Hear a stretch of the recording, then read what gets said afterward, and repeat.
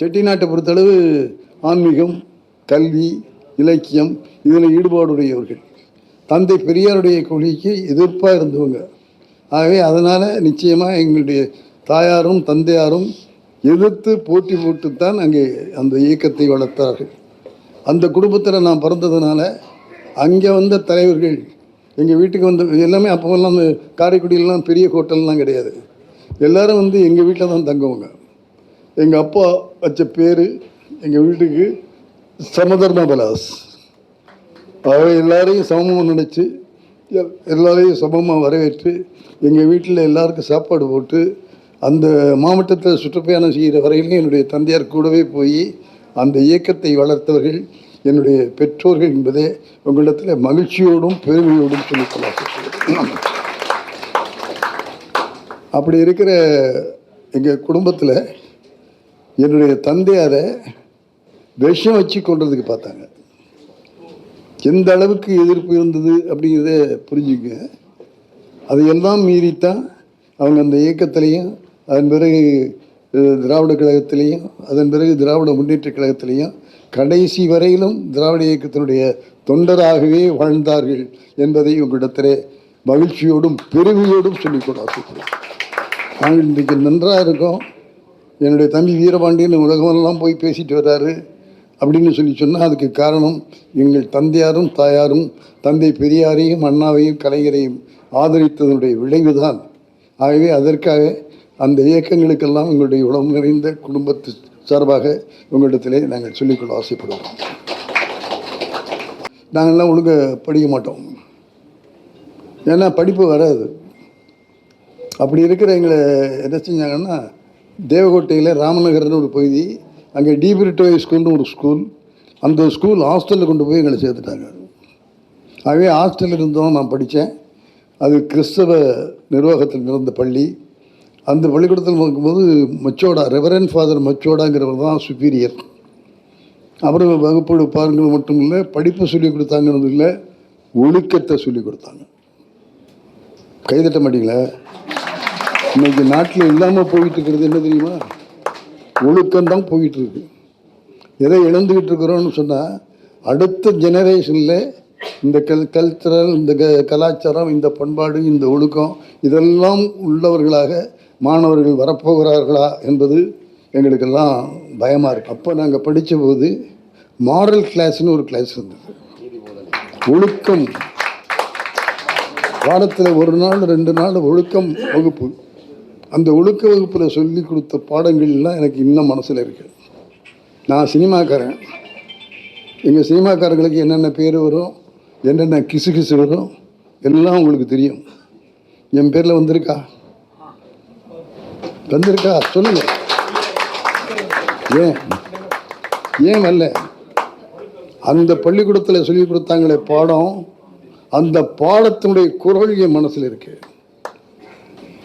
தவறு செய்கிற வாய்ப்பு வந்த போது கூட, வருகிற போது கூட என்னை எது தடுத்தது அப்படின்னு சொன்னால், டிபிரிட்டோ ஸ்கூலில் சொல்லி கொடுத்தார்களே குரல், அந்த குரல் எனக்கு கேடயமாக வந்து இருந்து என்னை காப்பாற்றியது. சார், பத்திரிகையை திறந்தா, டிவியை திறந்தா, ஊடகங்களை திறந்தா நல்ல செய்திகளை விட கெட்ட செய்திகள் அதிகமாக இருக்கிறது என்பதை இந்த பேனாக்காரர்களிடத்தில் சொல்லாமல் நான் வேறு யாரிடத்திலே போய் சொல்ல முடியும்? நீங்களெல்லாம் தயவு செஞ்சு அந்த அடுத்த தலைமுறையை நல்ல தலைமுறையாக ஆக்குகிறதற்கு உங்களுடைய பேனாக்களை திறப்புங்கள். உங்கள் பேனாக்கள் இந்த நாட்டிலே விழிப்புணர்வை உண்டாக்கட்டும். இது வெறும் அமைப்பு இல்லை, இது ஒரு இயக்கம். நீங்கள் ஆரம்பிச்சிருக்கிறது ஒரு இயக்கம். ஆக இந்த இயக்கத்தின் மூலமாவது வருங்காலம் நன்றாக இருக்கட்டும், ஒழுக்கமுள்ள நாடாக இந்த நாடு வரட்டும். ஆக அதை செய்ய வேண்டும் என்பதை இந்த பேனாக்காரர்களிடத்திலே அன்போடும் வேண்டுதலோடும் உங்களிடத்திலே சொல்லிக் கொள்கிறேன். இல்லையானால் நம்முடைய பண்பாடும் கலாச்சாரமும் அழிந்து போய்விடும். ஆக அழிப்பதற்கு நாமே காரணமாக இருந்து விடுவோம். ஆகவே தயவு செய்ய வேண்டும். இன்னொரு முறை ரெவரண்ட் ஃபாதர் மச்சோடா சமியார் ஒவ்வொரு மாணவனையும் பார்த்து கேட்டுட்டு வர்றாரு, நீ என்ன ஆகணும்? ஒருத்தன் கலெக்டர் தான், ஒருத்தன் டாக்டர் தான், ஒருத்தன் இன்ஜினியர் தான்.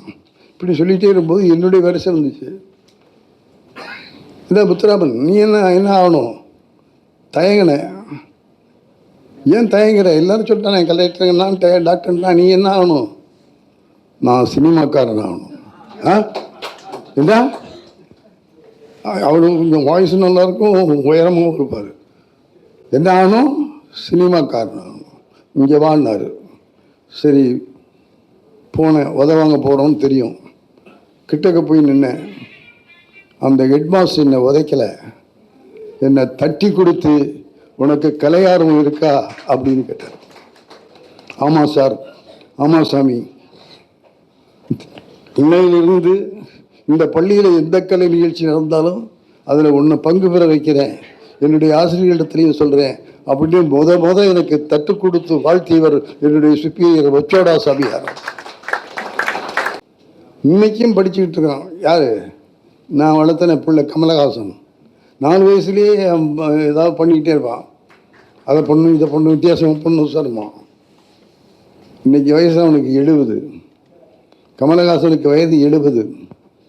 ஆர்டிஃபிஷியல் இன்டெலிஜென்ட் அப்படின்னு ஒரு துறை வந்திருக்கு. அது இப்போ தான் அமெரிக்காவில் ஆரம்பிச்சிருக்கு. அந்த ஆர்டிஃபிஷியல் இன்டெலிஜென்ட்டுங்கிற துறையை கமலஹாசன் 70 வயதில் அமெரிக்காவுக்கு போய் படித்து கொண்டிருக்கிறார் என்பதை உங்களுக்கு முன்னாலே பதிவு செய்கிறேன்.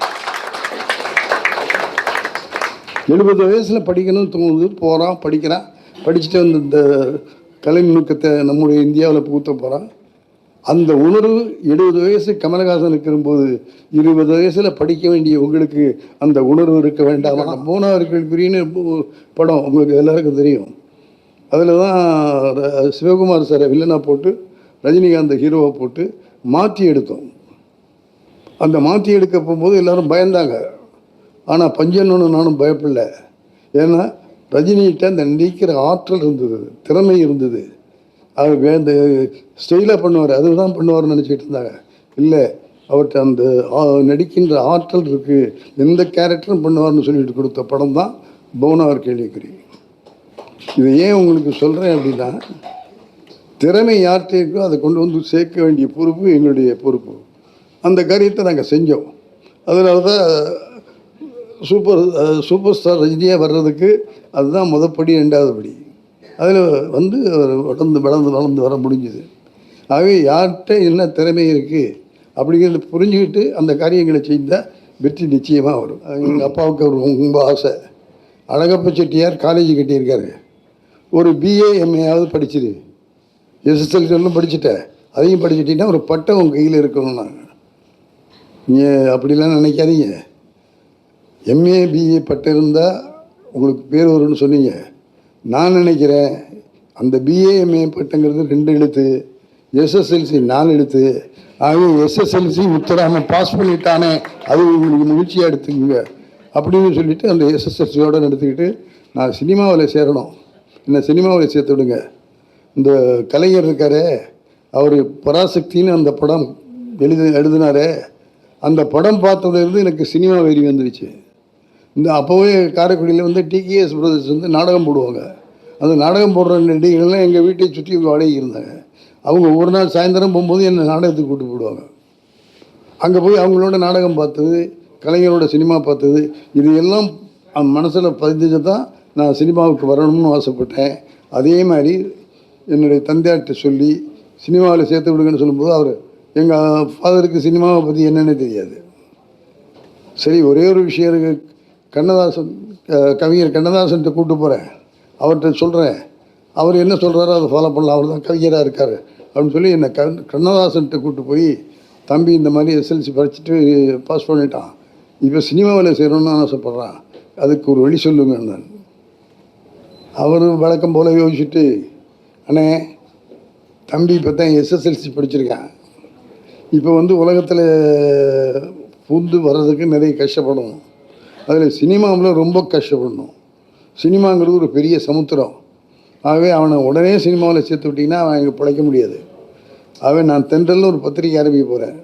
அந்த பத்திரிக்கையில் கொஞ்ச நாள் வேலை செய்யட்டும், ஒரு உலக அனுபவம் கிடைச்ச போது சினிமாவுக்கு போட்டோம்.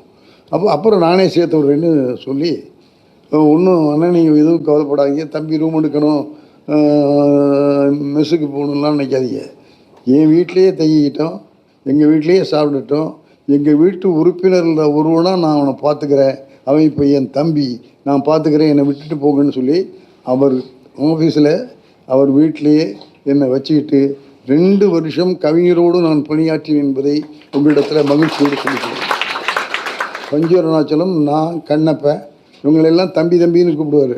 இந்த தம்பி தம்பின்னு கூப்பிட்டவங்கெல்லாம் அவரோடையே இருக்கணும்னு ஆசைப்பட்டாரே தவிர அவங்க வெளியே போகணுங்கிற எண்ணமே கவிஞருக்கு வரல.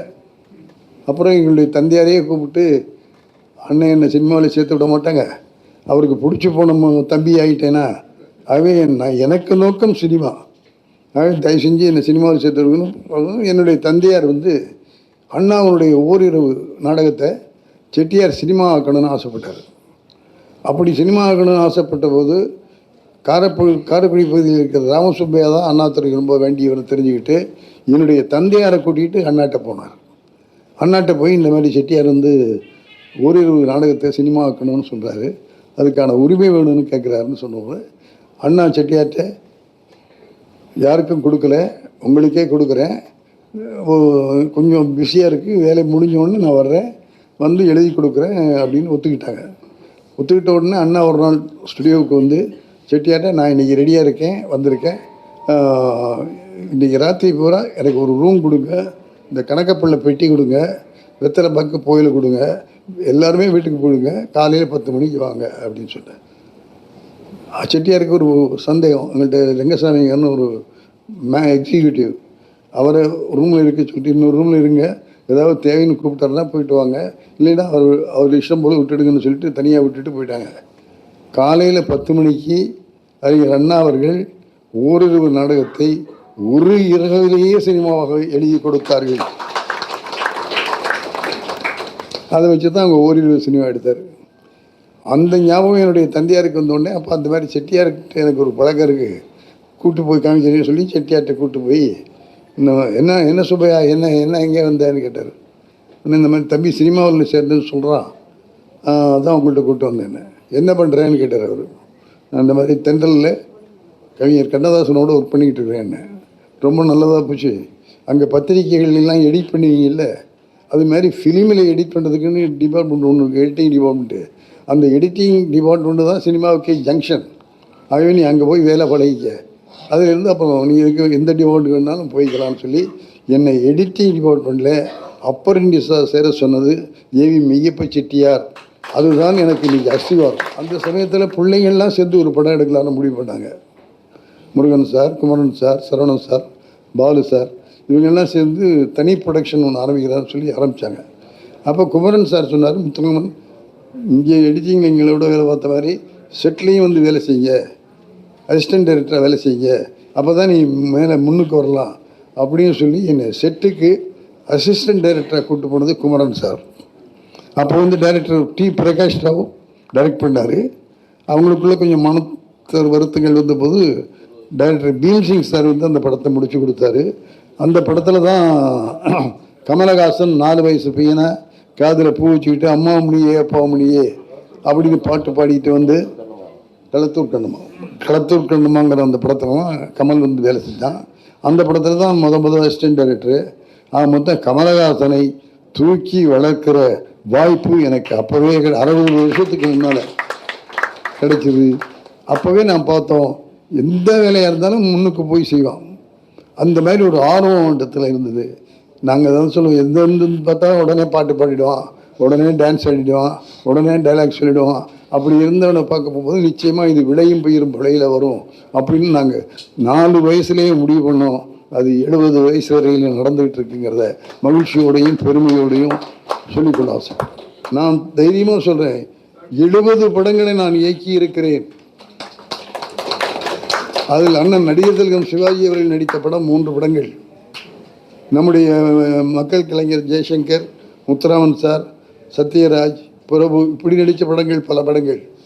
அதன் பிறகு கமலஹாசன் 10 படங்கள் எனக்கு கதாநாயகன். சூப்பர் ஸ்டார் ரஜினிகாந்த் நான் இயக்கி 25 படங்களிலே ஒரு கதாநாயகன். இளையராஜான்னு நீங்கள் பேசுகிறவன், அந்த இளையராஜாவே பஞ்சவர்ணராஜா தான் அறிமுகப்படுத்தினார். அந்த இளையராஜா நான் இயக்கிய 37 படங்களுக்கு இசையமைப்பார். ரஜினி சாருக்கு 25 படம் இல்லை, 25 கதாபாத்திரங்கள், 25 படம், 25 வித்தியாசமான படங்கள். அதை நான் பாலச்சந்திர சாரையா சொன்னார். முத்துராமன் அறிமுகப்படுத்தினது நான், ரஜினிகாந்த் அறிமுகப்படுத்தினது நான் தான் அறிமுகப்படுத்துகிறேன். ஆனால் அந்த வைரத்தை பட்டை தீட்டி பளபளப்பான ஒளிமயமான வைரமாக ஆக்கணும் பெருமை எஸ்பி முத்துராமன் சேரும். அவர் தான் வித்தியாசமான கதாபாத்திரம் கொடுத்தாரு அப்படின்னு சொல்லி சொன்னார். இன்றைக்கும் அந்த நன்றி உணர்ச்சியோட ரஜினிகாந்த் இருக்கார். கூலி படம், கூலி படத்தினுடைய வெற்றி விழா, அந்த கூலி படத்தினுடைய வெற்றி விழாவில் அந்த படத்தில் நடித்த நடிகளை தவிர வேறு யாரும் பேசலை. முத்துராமன் சார், நீங்கள் மட்டும்தான் இந்த கூலி படத்தில் பேசணும்னு நான் மனசில் வச்சுருக்கேன், ஆகவே கரெக்டாக பேசுங்கன்னு சொல்லிட்டு போயிட்டார். அந்த கூலி படத்தில் பேசிய ஒரே சினிமா டைரக்டர் எஸ்பி முத்துராமன்கிறது ரஜினி மனசில் நான் எந்த அளவுக்கு இடம் பிடிச்சிருக்கேங்கிறத அது காட்டுச்சு. ரஜினி சார் வருவார், முத்துராமன் சார் இதில் ஒரு பஞ்சு டைலாக் ரொம்ப நல்ல டைலாக் வருது சார், சொல்லுவார். கரெக்டு ரஜினி, நீ சொல்கிற பஞ்சு டைலாக்கு கை தட்டிடுவான், ஆனால் இந்த சீன் எமோஷன் சீன், இது அழுகணும், அழுக வேண்டியவன் சிரிச்சான்னா அந்த சீன் போயிடும். ஆகவே இந்த சீனில் ஜோக் சொல்லாத, பஞ்சு சொல்லாத, இந்த ஜோக்கு வர்ற மாதிரி அடுத்த சீனில் நான் சீனை கிரியேட் பண்ணி அப்போ அதில் வச்சுக்கிறேன். ஆகவே இதில் விட்டுட்டு சரி ஒத்துக்குவார். அவர் இருக்கார் கமலஹாசன், அவர் எப்போவுமே டெக்னிக், இது அப்படி மாற்றலாம், அப்படி மாற்றலாம், இப்படி மாற்றலாம், அப்படி ஒரு லெங்க்தி டைலாக்கு, அந்த டைலாக்கில் தான் ஃபுல்லாக கதை வருது. அது இப்போ டைலாக்கை படித்து பார்த்து வந்தவன் சார்னு ஓடியாந்தான். என்ன கமல், இவ்வளோ லெங்க்தி டைலாக் சார், அது நீ இப்படி க்ளோஸப்பாக எடுத்தால் போர் அடிக்கும் சார், க்ரேனில் கேமரா வச்சுக்கிட்டு அப்படி நடந்துக்கிட்டே வர்றேன், நீ அப்படியே க்ரேனை அப்படியே போய் மேலே போய் அப்படியே திரும்பி வந்து க்ரேன் டவுன் வந்து கீழே வரும்போது அதை முடிச்சிட்றேன். அப்படி முடிக்கும்போது ரொம்ப பிரமாதம் கமல், நீ சொன்னிய ஷாட்டு பிரமாதம், ரொம்ப நல்லாயிருக்கும். ஆனால் மக்கள் எல்லாம் டைலாக்கை ஃபாலோ பண்ண மாட்டான், இந்த கிரேன் ஷாட்டை ஃபாலோ பண்ணி ஷாட்டு பிரமாதமாக இருக்குன்னு சொல்லுவானே தவிர அந்த வசனத்தை மறந்துடும். ஆக இந்த இடத்துல அந்த டைலாக் வேண்டாம், நீ சொல்கிற இந்த கிரேன் ஷாட் வேண்டாம், அதை உன் ஃபைட்டில் வச்சுக்க, டான்ஸில் வச்சுக்க. இந்த வசனம் பேச வேண்டியது க்ளோஸ்அப்பில் தான், இந்த வசனம் போய் மக்களுடைய மனசில் படணும். ஆகவே இந்த இதில் நான் சொல்கிறபடி செய்யணும்னு சொல்லி அவனை கன்வின்ஸ் பண்ணி நான் நினச்சபடியே க்ளோஸ்அப்பில் எடுத்துருவேன். ஆக மொத்தம் ரஜினியை எப்படி அட்ஜஸ்ட் பண்ணிக்குவேன், கமலை எப்படி அட்ஜஸ்ட் பண்ணிக்குவேன், எனக்கு எப்படி வேணுமோ அது மாதிரி சுற்றி விளைச்சி கொண்டாந்து சேர்த்துருவேன். அது மாதிரி இருந்ததுனால தான் என்னால் இவ்வளவு படங்களை பண்ண முடிஞ்சுது, இவ்வளோ பேர்த்தையும் வேலை வாங்க முடியுது. ஒரு நாள் பாலச்சந்தர் சார் எப்போவுமே இந்த ஃபங்க்ஷன்ஸ்ன்னா என்னை கூப்பிடுவார், முத்துராமன் இந்த ஃபங்க்ஷனை வந்து கொஞ்சம் பார்த்துரு, என்னென்னமோ பண்ணிகிட்டு இருக்காங்க, நீ வந்து பார்த்துக்கிட்டா எனக்கு ஒரு தைரியம் வரும்பார். அதேமாரி ஒரு நாள் கூப்பிட்டாரு, போனேன். என்ன ஃபங்க்ஷன் சார்னு, ஃபங்க்ஷன் இல்லை, நான் கம்பெனி ஒன்று ஆரம்பிச்சிருக்கேன் தெரியுமான்னு. தெரியும் சார், கவிதாலயா. அந்த கவிதாலயாவில் முதல் படத்துக்கு ரஜினி சார்கிட்ட கால்ஷீட் வாங்கிட்டேன், அந்த படத்தை நீ டைரக்ட் பண்ணுறேன் சார். நான் டைரக்ட் பண்ணுறேன்னா உங்கள் கம்பெனியில் வந்து நான் டைரக்ட் பண்ணுறேன், என்ன சார்? வேண்டாம் சார், உங்கள் கம்பெனியில் நீங்கள் பண்ணுங்கள் சார். பாலச்சந்திரங்கிற ஒரு பேர் இருக்குது, பாலச்சந்திரங்களுக்கு ஒரு மரியாதை இருக்குது, பாலச்சந்தரும் ரஜினிகாந்தும் சேர்ந்தால் அதுக்கு ஒரு பேர் இருக்குது. ஆகவே பாலச்சந்தரும் ரஜினியும் இருந்தால் தான் நல்லாயிருக்கும் சார்னு சொல்கிறேன். இல்லை முத்துராமன், பல விதத்துலையும் யோசிச்சு பார்த்தோம், பல விதத்துலையும் எல்லோரும் பேசி பார்த்துட்டோம். நான் வந்து ஏதாவது புதுமையை செய்கிறேன்னு சொல்லி ரஜினியும் சேர்த்து மாட்டி விட்டுடுவேன். ஆகவே அந்த புதுமை எடுபடாமல் போயிடுச்சுன்னா மொத்தமும் வேஸ்ட் ஆகிடும். நீ கமர்ஷியல் புரிஞ்சுக்கிட்டு இருக்க, ரஜினியோட நல்ல படங்கள் கொடுக்குற, ஆகவே நீ ரஜினியை வச்சு நீ பண்ணால் தான் கமர்ஷியலே நல்லாயிருக்கும், ஆகவே நீ தைரியமாக பண்ணுற, நீ எதுக்கு யோசிக்கிறேன்னு எனக்கு தெரியும்னாரு. ஏன் சார் இருந்தேன், நான் வந்து தலையிடுவேன், இப்படி மாற்றணும், அப்படி மாற்றணும், இப்படி இருக்கணும்னு நினைப்பேன் அப்படின்னு நீ நினச்சிக்கிட்டு பயப்படுற. நான் இப்போ சொல்கிறேன், ஏவிஎம்முக்கு நீ எப்படி டைரக்ட் பண்ணுறியோ, பஞ்சநாத்துக்கு எப்படி நீ டைரக்ட் பண்ணுறியோ, அதே மாதிரி தான் கவிதாலயாவையும் நீ டைரக்ட் பண்ணணும்.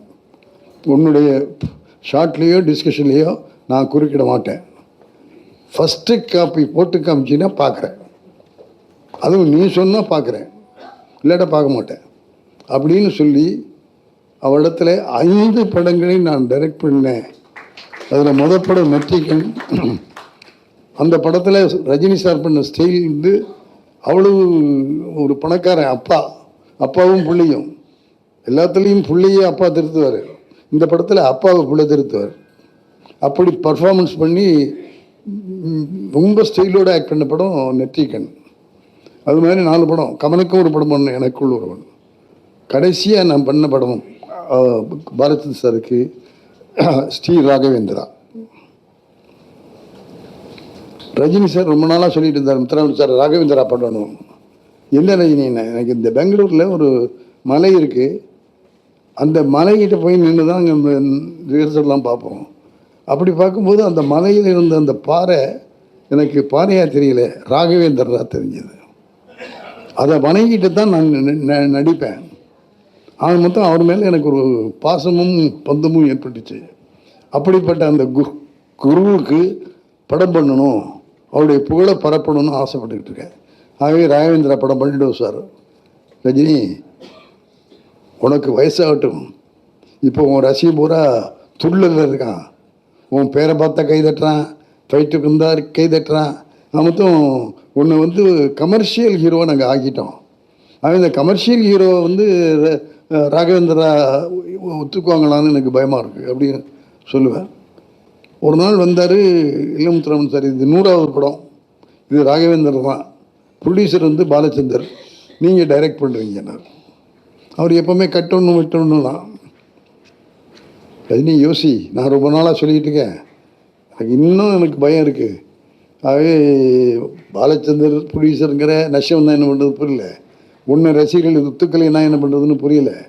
ஆகவே நீ சாதுவாக நடிக்கிறதுனால வித்தியாசமான கேரக்டர் கிடைக்குமே தவிர மக்களிடத்தில் போய் சேருமாங்கிறது எனக்கு தெரியல. ஆகவே எல்லாமே பயமாக இருக்குது அப்படின்னு. அப்படியான்ட்டு போயிட்டார்.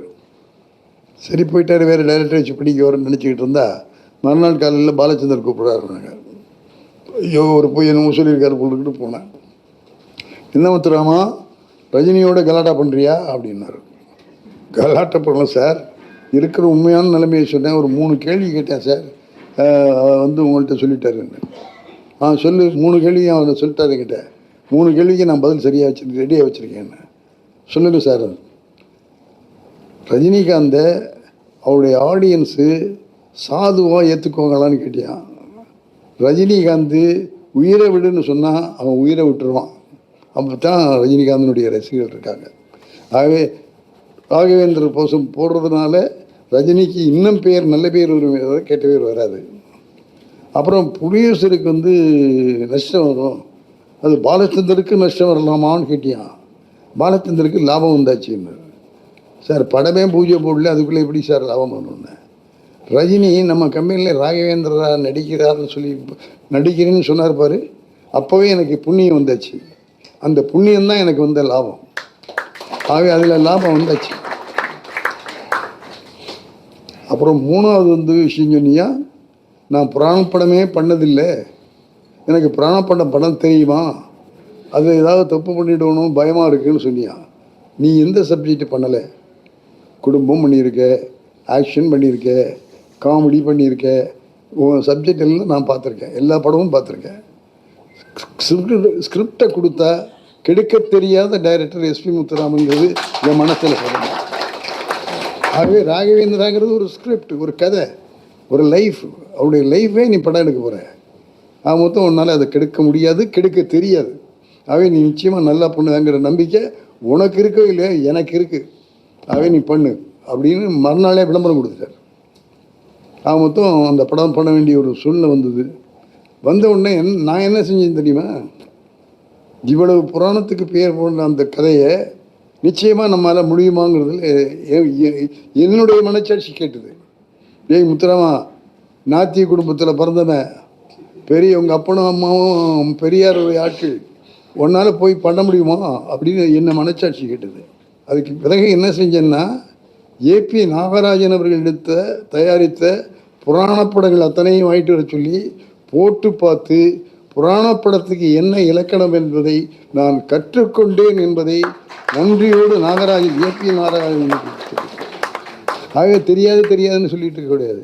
தெரியாத விஷயத்தை கற்றுக்கொள்ள வேண்டும். அது எந்த வயசாக இருந்தாலும் பரவாயில்ல, எவ்வளவு நாளானாலும் பரவாயில்ல. நான் எத்தனையோ படங்கள் பண்ணியாச்சு. ஆனாலும் கூட அத்தனை படமும் போட்டு பார்த்து அதன் பிறகு தான் ராகவேந்திரர் எடுத்தேன். அதன் பிறகு தான் என் மனசில் ஒப்புதல் கிடைச்சிது. அந்த பாரதியாருடைய பாடல்களை நாம் இருவருங்கிற படத்தில் சேர்க்கணும். பாரதியாருடைய ரைட்ஸு யார்கிட்ட இருக்குன்னு தெரியல. தேடி கீடி பிடிச்சி ஒரு சேட்டு வாங்கி வச்சுருக்கான். பாரதியாருடைய எழுத்து முழுவதையும் 600 ரூபாய்க்கு வாங்கி வச்சுருக்கான். அவன் கொடுத்த பணம் 600 ரூபா. வறுமையின் காரணமாக தன்னுடைய எழுத்தை போயும் படைப்பு போயும் 600 ரூபாய்க்கு பாரதியார் கொடுத்துருக்கார். செட்டியார் எப்பவுமே புத்தாரித்தனமாக பணத்தை மடியில் கட்டிக்கிட்டே வாங்கிட்டு போயிருக்கார். என்ன சொல்கிற, அவன் வாங்கினது 600 ரூபா தான், அதை கண்டுபிடிச்சிட்டீங்க. பட் அதுக்காக நான் 600 ரூபாய்க்கு உங்களுக்கு கொடுக்க மாட்டேன். நான் ஒரு ஃபேன்சியாக ஒரு ப்ரைஸ் கேட்பேன், கொடுத்தீங்க தான் கொடுக்குறேன். கேளு, என்ன கேளு. 10,000 ரூபா. அப்போது அந்த காலத்தில் 10,000 ரூபா பாரதியினுடைய ரைட்ஸ் பூரா 10,000 ரூபா கொடுத்து, அவன் சொன்னபடியே கொடுத்து 10,000 ரூபா கொடுத்து பாரதி ரைட்ஸ் பூரா வாங்கிட்டார். வாங்கி நாம் இருவர் படத்துலேயும் பல படங்கள்லேயும் செட்டியார் தான் பாரதியாருடைய பாடல்களை எல்லாம் தமிழகெங்கும் மூளை முடுக்கெல்லாம் கேட்க வைத்த பெருமை ஏவி மெய்யப்பன். அப்புறம் அந்த விஷயம் ஓமந்தூர் ராமசாமி ரெட்டியார் அப்போ 4 மாநிலத்துக்கும் அவர் தான் முதலமைச்சர். அவர் விஷயம் தெரிஞ்சுக்கிட்டு செட்டியாருக்கு கூப்பிட்டு, இந்த மாதிரி நீங்கள் வாங்கி பாரதியாருடைய இதை வச்சுருக்கீங்க, அவர் ஒரு தேசிய கவி, அவருடைய எழுத்துக்களையெல்லாம் நீங்கள் ஒரு மனுஷனே வச்சுக்கிட்டு இருக்கிறது ஏற்புடையதாக இல்லை. ஆகவே அதை அரசுக்கு கொடுத்து அரசோடு போய் ஆக்கிடுங்க, அதுக்குள்ள படத்தை அரசு கொடுத்துரும். செட்டியார் உடனே சொன்னார், நீங்கள் சொல்கிற மாதிரி அந்த பாரதியாருடைய எழுத்துக்களை போல் அரசோடு போய் ஆக்கிடுறேன், ஒரு அணா கூட வேண்டாம், ஒரு ரூபா கூட கொடுக்காதீங்க, அந்த உரிமை உங்களுக்கே போய் சேரட்டும்னு கொடுத்த பெருமை ஏவி மெய்யப்பன் செட்டியாரை சேரும். எனக்கு 60 வருஷமாக எனக்கு ஒரு ரூம் கொடுத்து வச்சுருக்காங்க. நான் எடிட்டிங்கில் இருந்து வந்தேன். அதுக்காக எடிட்டிங் ரூம் ஒன்று புதுசாக கட்டினாங்க. அந்த எடிட்டிங் குரூப்பு SPM சூட்டுன்னு பேர் வச்சுருக்காங்க. எல்லாத்தையும் விட இன்னொரு பெருமையான ஒரு விஷயம் சொல்ல ஆசைப்பட்றேன். சிவாஜின்னு ஒரு படம் ரஜினிகாந்த் வச்சு சங்கர் டைரக்ட் பண்ணார். அந்த படத்துக்கு நான் துணை தயாரிப்பாளர். அப்ரெண்டிஸாக வேலையில் சேர்ந்து அசிஸ்டண்ட் எடிட்டர் ஆகி, அசிஸ்டண்ட் டைரக்டர் ஆகி, டைரக்டர் ஆகி, அந்த கம்பெனிக்கே 19 படங்களுக்கு மேலே இயக்கியிருக்கிறேன். இயக்கி இன்றைக்கி அந்த AVM ஸ்டுடியோவில் ஒரு பிறந்த இயக்குனராக அங்கே வாழ்ந்து, இன்றைக்கும் மகிழ்ச்சியோடு சந்தோஷத்தோடையும் அந்த AVM ஸ்டுடியோவில் எனக்காக ஒரு ரூம் இருக்குங்கிறது இவங்கள்ட்ட சொல்லி, ஆகவே அப்ரெண்டிஸாக சேர்ந்து நான் துணை தயாரிப்பாளராக அந்த AVM ஸ்டுடியோவிலேருந்து வெளியில் வந்தேன். அதுக்கு எல்லாம் காரணம் AVM.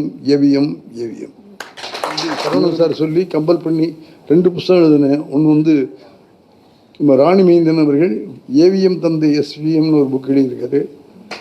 நான் சினிமா எடுத்து பாருன்னு ஒரு புக் எழுதியிருக்கேன். ராணி இருக்கு, அந்த உட்காந்துருக்காரு. அவர்கிட்டே நான் ஒழுங்காக சரவணன் சார் சொல்லி அழுத்து போய், முத்துராமன் நீங்கள் எழுத மாட்டீங்க, 4 வருஷத்து தலைமுறையினுடைய பாடம் உங்கள்கிட்ட இருக்குது, அதை ராணிமேந்திரனை வர சொல்கிறேன், அவர்கிட்ட சொல்லி அதை எழுதுங்கன்னு சொல்லிட்டு அதை எழுத வச்சார். அதுதான் AVM தந்தை SVM. அப்புறம் அது ஹிந்துவில் கேட்டு ஒரு கட்டுரை எழுதின, அதை சினிமா எடுத்துப்பார். அந்த 2 புத்தகங்களும் இருக்குது. இந்த 2 புத்தகங்களில் நான் சொன்னது விரிவு, நான் சொன்னது இப்போ ட்ரெய்லர். அந்த 2 புத்தகமும் உங்களுக்கு படம். அதை பார்த்தீங்கன்னாலே இன்னும் பல விஷயங்கள் நீங்கள் தெரிஞ்சுக்க முடியும். புரட்சித் தலைவர் MGR அவர்கள் ஷூட்டிங்க்கு வரும்போது மத்தியான சாப்பாடு ஒரு 10 பேர் அவரோட சாப்பிடுவோம். சாப்பிடும்போது நான் நல்லா சாப்பிட்றேன் அப்படின்னு சொன்னால், அவர் அந்த கேரியரை தூக்கிட்டு முத்து நீ சாப்பிட்ற அப்படின்னு எனக்கு இன்னும் கொஞ்சம் வைப்பார். அவர் சொல்லுவார், உங்களோட சாப்பிட்றது எனக்கு சந்தோஷம் இல்லை, உங்களுக்கெல்லாம் சாப்பாடு பரிமாறும்பாரு, அதில் தான் எனக்கு அன்பு தெரியுது, பாசம் தெரியுது, அந்த ஃபேமிலிங்கிற ஒரு உறவு வருது அப்படின்னு சொல்லுவார்.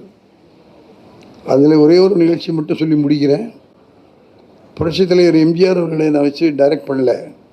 AVM தயாரித்த அன்பேவான்னு AC துளு டைரக்ட் பண்ணுறதுல நான் அசிஸ்டன்ட் டைரக்டராக வேலை செஞ்சேன். எப்போவுமே மத்தியான சாப்பாடு அவரோட தான் சாப்பிடுவேன். நான் டைரக்டர் ஆகும்போது அவர் சிஎம் ஆகிட்டார். ஆகவே அவர் அதுக்கு மேலே நடிக்கலை. ஒரு நாள் ஏவிஎம் ஸ்டுடியோவில் படம் பார்க்குறதுக்காக அந்த ஏசி தேட்டருக்கு வந்திருக்காரு. சிஎம்மாக வந்த உடனே அங்கே ஏகப்பட்ட கூட்டம், எல்லா ஆளுகளும் அங்கே போய் நிற்கிறாங்க. அங்கே நானும் போய் நிற்கிறேன். படம் பார்த்துட்டு வெளியில் வந்துடும். அவ்வளோ பேரையும் பார்த்தோம்னா அவ்வளோ சந்தோஷம். எவ்வளோ நாளாச்சுப்பா அவங்களையெல்லாம் பார்த்து அப்படின்னு ஒருத்தரையும் கை கொடுத்து எல்லாம் பண்ணி ஒருத்தரையும் என்ன வேணும்லாம் கேட்டுக்கிட்டே வர்றாரு. 7 டேர்ம் வந்தது. என்ன இப்படி பண்ணி என்ன வேணும் என்ன பண்ணிட்டீங்க? என்ன வேணும் சார்? என்ன வேணும்? சிஎம் அவர் என்ன வேணும்னு கேட்குறாரு. எனக்கு என்ன கேட்குறதுன்னு தெரியல. சார், மத்தியானம் உங்கள் வீட்டிலேருந்து சிக்கன் நெய் ரோஸ்ட் வருமே, அது வேணும்னு. என்ன வேணும்? சிக்கன் நெய் ரோஸ்ட் சார். அவன் என்னென்னமோ கேட்குறான், இவன் சிக்கன் நெய் ரோஸ்ட்டு கேட்குறான்ப்பா அப்படின்னு சொல்லிட்டு போயிட்டார். சரி, நம்ம ஜோக்கா சொன்னோன்னா அவரும் ஜோக்கா சொல்லிட்டு போயிட்டாருன்னு சொன்னால், மறுநாள் 11 மணிக்கு மோட்டர் சைக்கிள் வச்சு ஒரு மெசஞ்சர் ஒரு பெரிய டிஃபன் கேரியர் திருட்டி என் ரூமுக்கு வரான். என்னன்னு பார்த்தா எல்லாம் நெய் ரோஸ்ட். அது எம்ஜிஆர். ஏன் அப்படி சொல்கிறேன்னா, ஒரு அசிஸ்டன்ட் டைரக்டர், அப்போ நான் டைரக்டரோ இல்லை அசிஸ்டன்ட் டைரக்டர் கேட்டதை கூட மனசில் வச்சுக்கிட்டு மறுநாள் கலையில் அனுப்புகிற அந்த உள்ளம் எம்ஜிஆர் இருந்தது. ஆக மொத்தம் இதெல்லாம் வாழ்க்கையில் நாங்கள் அடிபட்டு தேறி எல்லாம் வந்து நல்லது கெட்டது இவ்வளவையும் பார்த்துட்டோம். இன்னும் சொல்லப்போனால் என் ரூமில் வந்து பல பெண்கள் அழுதுருக்காங்க. எதுக்காக தெரியுமா? அவங்க வாழ்க்கையில் ஏற்பட்ட துக்கங்களை எல்லாம் எங்கிட்ட வந்து கொட்டுவாங்க. ஏன் தெரியுமா? நான் யாருக்கும் சொல்ல மாட்டேன். விடிவு அதுக்கு ஏதாவது ஒரு நல்ல பதில் சொல்ல முடியும்னா முத்துராமன் பதில் சொல்லுவார். அதில் எதுவும் பிரச்சனை வரும்னா முத்துராமன் சார் தலையிட மாட்டார். அப்படிங்கிற எண்ணமும் அபிப்பிராயமும் அந்த நடிகைகளிடத்தில் இருந்தது என்பதை உங்களிடத்தில் சொல்கிறேன். அந்த அளவுக்கு என்னை நம்பினாங்க. இன்றைக்கும் எனக்கு ஷூட்டிங்கில் 10 வருஷம் ஆச்சு நான் ஷூட் பண்ணி. இன்றைக்கும் ஏவிஎம் ஸ்டுடியோவுக்கு வர்றவங்க என் ரூமில் வந்து என்னை பார்த்துட்டு நல்லா விசாரிச்சுட்டு போகிறாங்கன்னா அந்த அளவுக்கு எங்களுடைய நட்பும் பிரியமும் அன்பும் இருந்தது. அப்படி இருக்கிற மாதிரி நம்ம பண்ணிக்கணும். வேறு யார்கிட்டையும் உங்கள்கிட்ட தான் இருக்குது. நீ அன்பாக பழகுனா அவங்களும் அன்பாக பழக போகிறாங்க. நீ முறைச்சி பழகுனா அவங்களும் முறைச்சி பழக போகிறாங்க. நீ அன்போட பழகு, அவங்களும் அன்பு திரும்பி வரும். அது இந்த பந்தை அடித்தா அந்த பந்து வேகத்தில் எந்த வேகத்தில் வருதோ அந்த விதத்தில் வரும். அது மாதிரி நம்ம அன்பாக பழகுங்க, அவங்களும் அன்பாக பழகுவாங்க. ஆகவே இதுதான் விஷயம். அன்பாக இருங்க, கோவப்படாதீங்க, அனுசரித்து போங்க, விட்டுக்கு போங்க, பறவைக்கேற்ற செலவு பண்ணுங்க. நாம் நல்லா இருப்போம். நிச்சயமாக இதை விட நல்ல பொசிஷனில் வருவதற்கு இந்த கேரக்டர்ஸ் எல்லாம் உங்களுக்கு உதவியாக இருக்கும் அப்படிங்கிறத சொல்லி, அதுதான் என்னுடைய வெற்றியினுடைய ரகசியம் என்பதை உங்கள் மத்தியிலே பதிவு செய்து இந்த வாய்ப்புக்கு மீண்டும் ஒரு முறை நன்றி கூறி, எண்ணியது எண்ணியங்கு எய்துவர் எண்ணியர் திணியராக பெறுகின்ற குரலை சொல்லி, நாம் எண்ணுகிற எண்ணத்தில் உறுதியாக இருந்தால் வெற்றி நிச்சயம், வெற்றி நிச்சயம், வெற்றி நிச்சயம். இது சத்தியம்.